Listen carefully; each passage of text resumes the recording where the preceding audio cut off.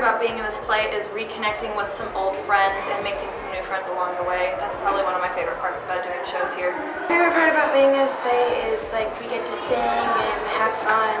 My favorite part about the play is just being in it. This show is about the Ugly Duckling, and it is a completely different version from the original Ugly Duckling. It's about an ugly duckling that happens to be a swan's egg that was dropped in Ida's nest. There's one egg that doesn't look like the rest. It's a huge egg, and it turns out that he is different.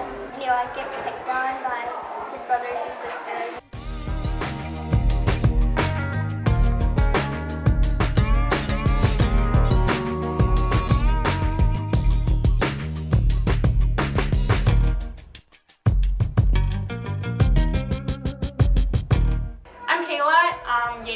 And I'm one of the directors for Children's Castle Theater. So we chose to do Honk, which is the story of the Ugly Duckling, just because it's a really great show for families. So there's a lot of humor in it. Anyone can really come to it, and it's a good show for all ages to act in as well.